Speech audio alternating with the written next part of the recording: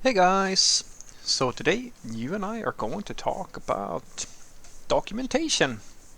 So let's get into it.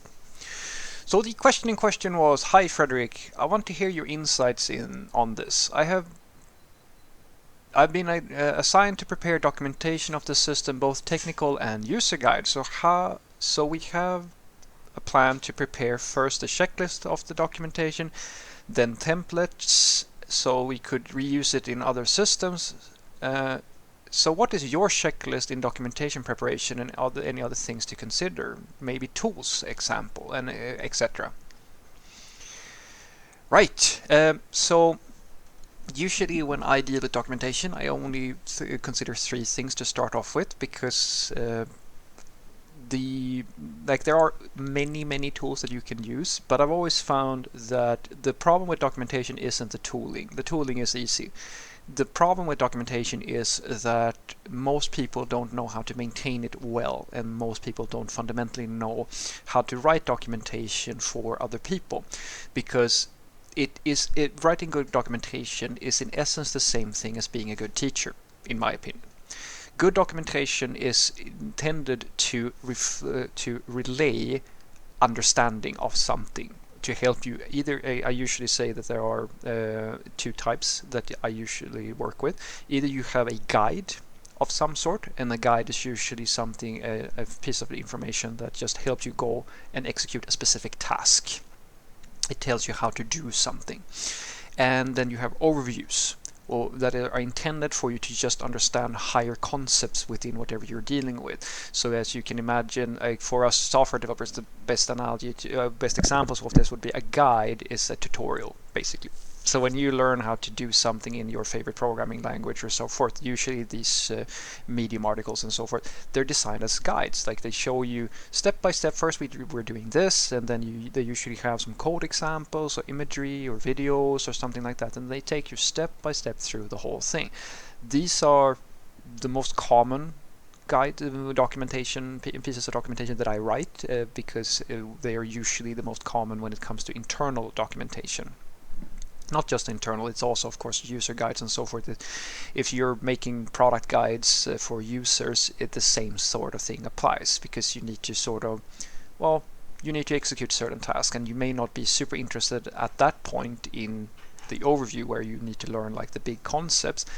In that scenario, you only care about executing your task. So that's one type of documentation. The other type of documentation is the overview, where what you're trying to understand is, what is this thing offering me? What is the system? What are the terms? What's the domain that I'm dealing with? And those sort of overviews are usually the sort of thing that you create for high-level stakeholders, people who just want to figure out what your system is all about. It's the pitch, it's the introduction, it's the CEO presentation. It's stuff that just makes people understand, okay, what are we dealing with, and how does the system at a high level actually work.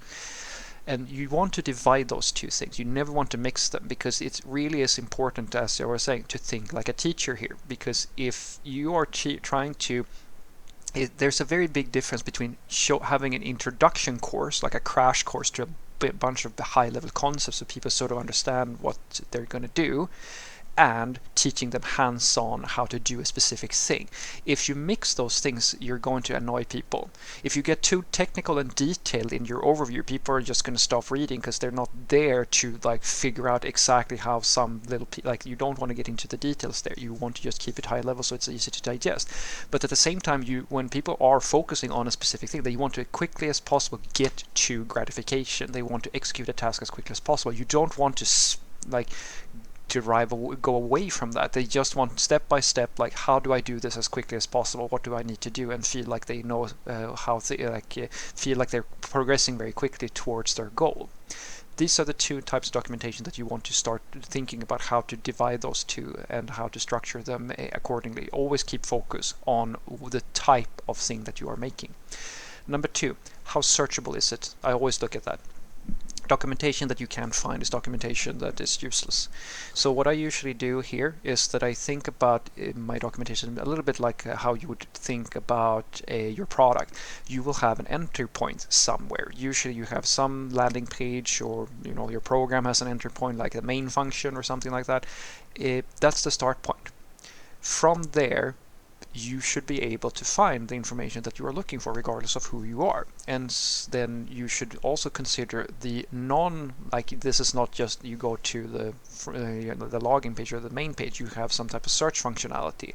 So for an example, when I write documentation for internal use, where for the developers and so forth, I usually have a README file in the root of the folder, which is pretty much I know that every software developer will be the first place they are going to check for documentation. And in that single file, like I usually, which is the last thing we're going to touch about, like how do you structure documentation.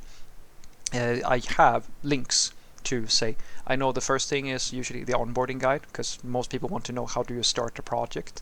The second thing is, all right, who do I contact if I don't really know what to do, etc., etc. The details that I need to know in order to progress, because as I said, I have focus on what are they doing. Are they trying to understand the system as a whole, or are they trying to understand, like just execute on a specific task or something like that? And then I try to, when I structure documentation, I try to structure it with the jargon and terminology that is common for the domain. It's a bit like domain-driven design, because when people start searching, when they're not just going to your login or to your main page or your documentation, like they're going to try to search for information. You can think of it as when you're searching on Google or something like that, how to write regex, how to, I don't know, run this curl command or whatever you're doing, right? You're basically trying to describe what you're trying to do. So you, as the writer of the documentation, especially when it comes to writing guides and stuff like that, you should try to mirror what and really understand what type of person, what type of problem is the reader going to have, and is it likely that if you structure your naming of, say, your documents or the articles that you write in a good way, will it match? Because if you do fuzzy searching, or like depending on what type of searching you're going to do, like some searches are very advanced, some are less advanced, but it's all down to the terminology you're using. So make sure that you understand how people are without an in-depth understanding of what they're looking for would try to express what they're trying to find. Third and lastly, make sure that I basically have a strategy for how to keep your documentation relevant. Usually I say that if your documentation is out of date, like it's not relevant anymore, or it lacks focus, it's not going to be used. It's just going to be like, there you go, people are going to shortcut it and try to either be very frustrated or like ask you. It's the same thing you do when you go and try to figure out how to a certain framework or something like that works, and the documentation is super bad, and instead of like you don't get instant gratification, right? So what do? You start trying shit out in the code and see if you can figure it out without having to read the whole damn thing. That's why I'm a big advocate of saying create small, like I usually put all my documentation in markdown files in the repository, because that gives me version control. It gives me the shortest time to update the documentation, and then I usually have, like if it's public documentation, I publish that information, because markdown is a usually universally supported format for basically any tool you would like to use. If it's Dockersaurus, or if it's like Confluence, or if it's Jira or whatever, I don't know, you can use all kinds of Notion. There's so many different platforms, and you can pick basically any one of them, or you can do self-hosting and so forth. You can always basically support Markdown, and that becomes your reference documentation. You can make it more advanced than that, but that means that this is the easiest way for you to keep things up to date without a lot of extra work, and it versions controls as well, which is, as I said, very, very powerful.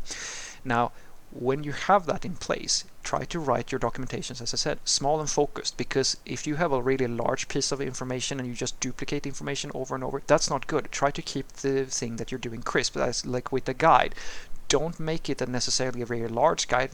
Try to understand what they're trying to do. Write a single document that might just be like a few, 50 lines of text or whatever, that really focuses on the thing that they're trying to do, and link to it. That creates a modularity where it's easier for you to link to things that are duplicates than it is for you to maintain duplicate. It's basically like code structure. If you duplicate this information, you're going to have to keep it updated in many files at the same time. So it's better for you to create smaller pieces of documentation and link to those articles than it is for you to write really, really big things. And then be very careful with videos, for example, because video, it sounds great and it can be great, but the problem with that is that just with images, if you have a picture of something and you update the interfaces, now you have to go and update it. So the maintainability of the documentation is very important, because if it's hard to maintain, it's going to stop being maintained, and then it doesn't have any value anymore. That brings us to the last point I will give you. Make sure that you have a rotation of maintaining the documentation, just as you do with code reviews. I have a monthly rotation with my teams, usually for internal stuff at the very least, which basically means that we have a recurring task where every month a new person gets to review the documentation, and they go through all the links, all the information, and like check it and so forth. This is a really good way for them to also learn how to do things in the system, because they are not going to know everything, and reading the documentation and forcing them to do that and review and being responsible for that it's accurate forces them to ask questions and learn more about the system. And then when they're done, we create a pull request where they put their name, just as you would see on McDonald's or a restaurant who's in the bathroom. They write their name and the date when they last cleaned, in this case its documentation, so that whoever reads this document can see that Jane or John or whoever he or she has checked this, and it was like last week or something like that. This is probably still very relevant, and it also gives you a sort of an indicator of, okay, who are the maintainers of this. How do I talk to these people? How do I get in contact with them? So because they probably know more about this stuff if you're uncertain about if the documentation is correct or not.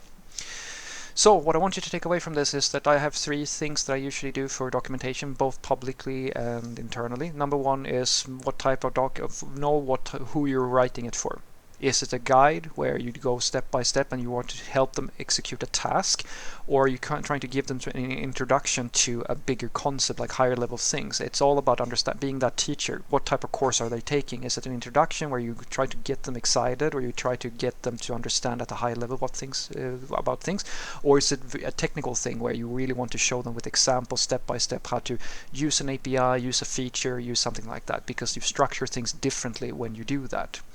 Number 2 is, how searchable is it? Do you have an idea of how do people usually find their docs? Are they searching for a specific thing that they want to do, or are they just going to a login page or like a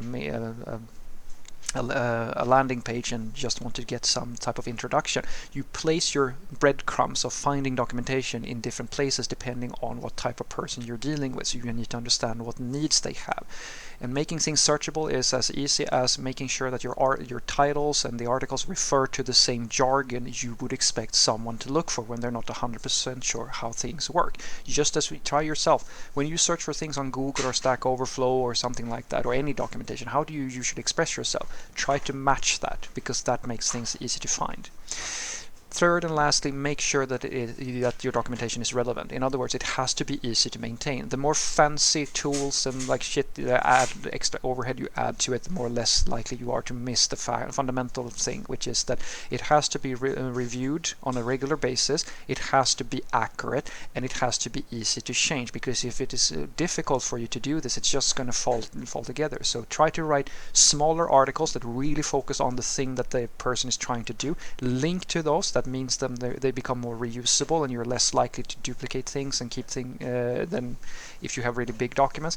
Be careful with images, and you should always use imagery and illustrations and so forth, but just make sure that they are also up to date. Videos, long videos especially, are difficult because things change and all of a sudden it doesn't reflect the reality anymore. So think about that.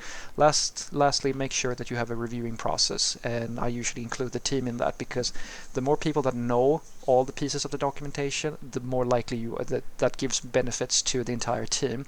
And if you put your name or like some reviewing process in place, especially if you have it in the repo, you get version control, you get code reviews, and you get some type of indicator of how relevant this information is. That's very difficult if you have just like uploaded everything to a thing like Confluence or so forth. That's why I tell people, try to always keep a version control version of your source documentation, just as you do with translation. You have a master language file somewhere that it should ideally be version controlled.